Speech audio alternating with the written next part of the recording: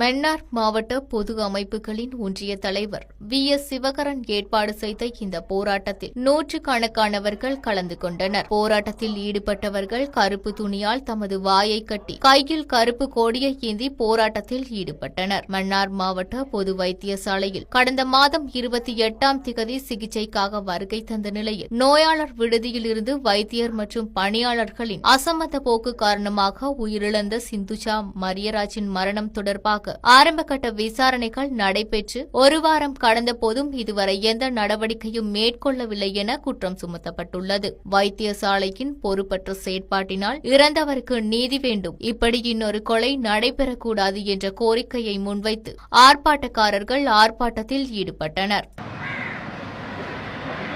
குழந்தைக்கு நிவாரணம் கிடைக்க வேண்டும் என்ற இரு நோக்கங்களோடு நாங்கள் இந்த இடத்திலே கூடியிருக்கின்றோம். இது தொடக்கம்.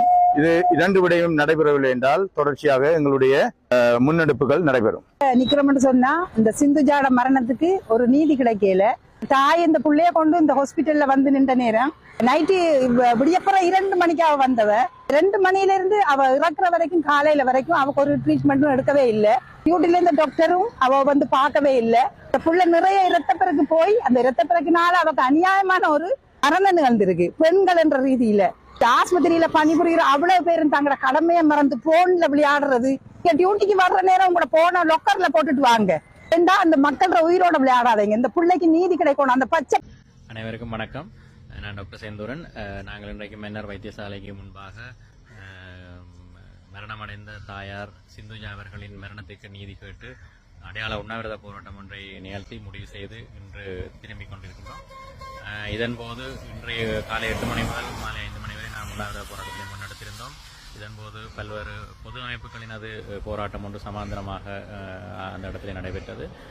எமது உண்ணாவிரத போராட்டத்திலே பல்வேறு பொது அமைப்புகளைச் சேர்ந்தவர்களும் சட்டவாளர்களும் நலம் விரும்பிகளும் கலந்து கொண்டிருந்தார்கள்.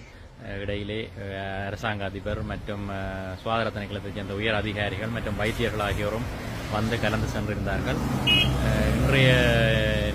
இன்றைய போராட்டத்தின் நிகழ்வாக நமக்கு மதிய நேரம் போல் இதில் குற்றஞ்சாட்டப்பட்ட 4 உத்தியோகத்தர்கள், 2 தாதி உத்தியோகத்தர்கள், 2 குடும்ப உத்தியோகத்தர்களுக்கு பணி இடைநீக்க கடிதங்கள் வந்து மாகாண சோதனை அமைச்சினால் வழங்கப்பட்டு அது அவர்களுக்கு வழங்கப்பட்டிருக்கிறது.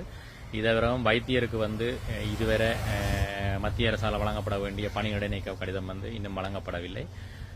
இதற்கு மேலதிகமாக முக்கியமாக இதுவரை காலமும் இந்த நடைபெற்ற தாய் மரணத்துக்கு எதிராக முறையான முறையில் வந்து போலீசில் முறைப்பாடு செய்திருக்கப்பட்டிருக்கவில்லை.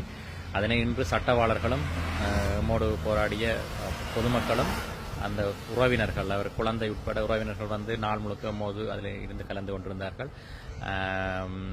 அவர்களும் வந்து இணைந்து போலீசில் ஏறத்தாழ 3 மணித்தியாலங்கள் வரை விரிவான ஒரு முறைப்பாடு பதிவு செய்திருக்கிறார்கள். இது வந்து தண்டனவியல் சட்டக்கோவையின் பிரகாரம் வந்து பதிவு செய்யப்பட்டிருக்கிறதால் இது ஒரு கிரிமினல் லோவிலே பதிவு செய்யப்பட்டிருக்கு. எனவே போலீசார் இதன் பின்னர் விசாரணை நடத்தி குற்றவாளிகளை கைது செய்வதற்கான வழிமுறை காணப்படுகிறது. மேலும் நாம் இன்றுடன் இந்த போராட்டத்தை தற்காலிகமாக நிறுத்தி நாளை மறுதினம் இதற்கான முடிவுகள் கிடைக்கப்படாவிட்டில் மீண்டும் நமது அடையாள உண்ணாவிரத போராட்டத்தை தொடர்வதாக எண்ணியுள்ளோம். இதன்போது நமக்கு ஒத்துழைத்த அனைவருக்கும் மிக்க நன்றிகளை